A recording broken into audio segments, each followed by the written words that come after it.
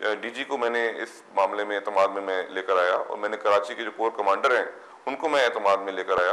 तो मैं समझता हूँ कि हालात जो हैं ये इन चीज़ों की तरफ, अब इन चीज़ों से हम आगे जा चुके हैं। अब बहुत बड़ी कोई या तो कोई चीज़ आने वाली है और मैं नहीं समझता कि जब उस चीज़ को आए बगैर ये चीज़ टल जाएगी इतनी आसानी से। जितने बड़े इल्ज़ामात लगाए गए हैं और जितनी बड़ी बड़ी शख्सियात का नाम लिया गया है, जितनी बड़ी साजिशों का उन्होंने बताया है कि साजिशें हो रही हैं। बस साहब बहुत लोग ये कहते हैं कि जी MQM की बारगेनिंग जो पोजीशन है उसको ख़राब करने की कोशिश की जा रही है।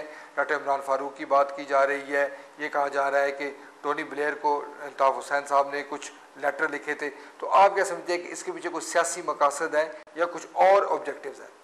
देखिए, MQM की बार्गेनिंग पोजीशन तो ज़रूर आपकी बात मैं बिलीव कर लेता कि शायद ये MQM की बार्गेनिंग पोजीशन को लूज़ करने के लिए या उसको डैमेज करने के लिए कहीं इसकी टाइमिंग का इंतखाब किया गया है।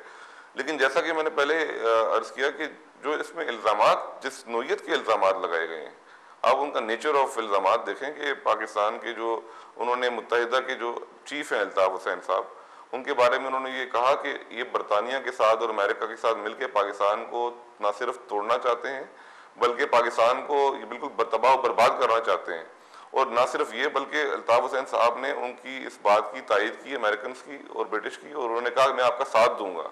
तो ये मामला जो हैं ये बार्गेनिंग पोजीशन से बहुत आगे जा चुके हैं। अगर बार्गेनिंग ही करनी होती तो और बड़ी चीज़ें थी जिनको उजागर किया जा सकता था और शवाहिद से उनको टारगेट किलिंग के हवाले से मैं MQM की सिर्फ इस बात तक महदूद वो रहते कि MQM जो है टारगेट किलिंग में, मैं एग्जांपल दे रहा हूँ कि अगर उन्हें इल्ज़ाम लगाना ही था या टाइमिंग को ही उन्होंने सबुटाज करना था और नेगोशिएशंस को सबुटाज करना था, तो इतने बड़े नोयत और फौज को इन्वॉल्व करके, फौज को गवाह बना के कि मैंने फौज को भी बताया, मैंने सबको बताया, ये वो इतना बड़ा मैं समझता हूँ कि रिस्क ना लेते अगर इसमें कोई सिर्फ बात होती है नेगोशिएशंस को सबुटाज करने की। डॉक्टर साहब ये बताएं कि जुल्फ़िकार मिर्ज़ा साहब का ये कहना कि DGISI को उन्होंने बताया है इस हवाले से, चीफ ऑफ आर्मी स्टाफ को इस हवाले से बताया है, इन अहम शख्सियात का, अहम इदारों का अपनी प्रेस कॉन्फ्रेंस में जिक्र करने का क्या मकसद था?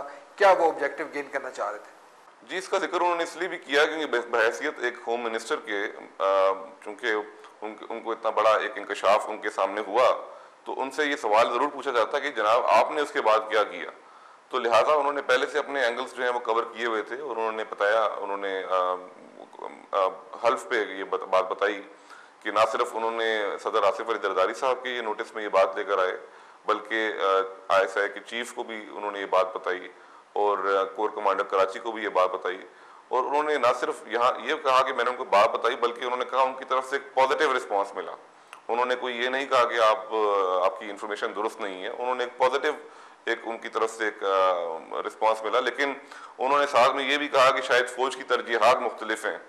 तो फ़ौज की तरजीहात मुख्तलिफ हैं से उनकी मुराद ये भी हो सकती है कि अभी इस वक्त दीगर महाज जो हैं वो भी खुले हुए हैं पाकिस्तान के ख़िलाफ़ और पाकिस्तान की जो पाक फ़ौज है वो दीगर सरहदों पर भी वहाँ पे ऑपरेशंस कर रही है। नॉर्दर्न एरियाज़ में, कबायली इलाका जात में वहाँ पे तैनात है, ईस्टर्न बॉर्डर पे इंडिया के साथ तैनात है।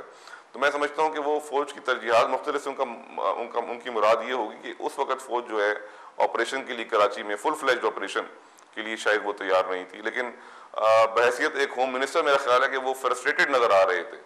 आपने उनके अंदाज़ो गुफ्तगू देखा होगा, वो बहुत संजीदा थे और उनकी बातों में तंज़ो मज़ाक उस तरह का नहीं नज़र आया जिस तरह के वो आम तौर पर जब वो MQM को निशाना बनाते थे माजी में तो वो तंज़ो मज़ाक एक होता था, वो एलिमेंट नज़र नहीं आया। उन्होंने बड़ी संजीदगी के साथ टू द पॉइंट एक लफ्ज़ फालतू नहीं उन्होंने बात की। इससे नज़र ये आता है कि वो इस मरतबा हालात और वाक़यात जो है कुछ जो कराची में एक TV चैनल के रिपोर्टर के मुतालिक भी उनका ये कहना था कि उसको MQM ने जो है वो हलाक किया है। इस हवाले से उन्होंने बाज़ तस्वीर पेश की, बाज़ रिपोर्ट्स, बाज़ तहकीकात पेश की।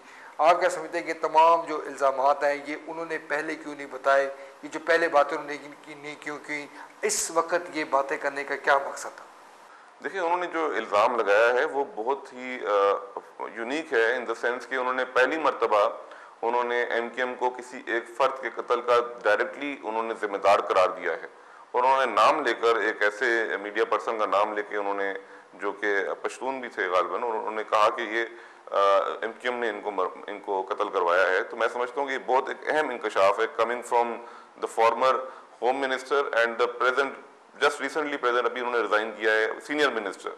तो बहसियत एक सीनियर मिनिस्टर के, बहसियत एक होम मिनिस्टर के, आपके पास जो इन्फॉर्मेशन का एक आपके पास एक्सेस होती है वो बहुत ज़्यादा होती है। आपके पास सारी पुलिस रिपोर्ट्स होती हैं, आपके पास आई विटनेसेस की रिपोर्ट्स होती हैं। तो मैं समझता हूँ कि कुछ शवाहिद उनके पास ज़रूर होंगे, क्योंकि अगर बगैर शवाहिद के कोई आदमी ये बात करे और प्रेस कॉन्फ्रेंस में ये बात करे, तो मैं समझता हूँ कि वो एक अपने तौर पे कोई आदमी बगैर किसी चीज़ की बात नहीं करेगा। उसके बाद ज़रूर कोई चीज़ होगी, मटेरियल मौजूद होगा। और सुप्रीम कोर्ट चूंकि इस वक्त इन्वेस्टिगेट भी कर रही है, तो मैं समझता हूँ उन्होंने टाइमिंग भी उन्होंने इसी हवाले से उन्होंने मुंतखब की होगी कि मैं सुप्रीम कोर्ट को क्यों ना मदऊ करूँ।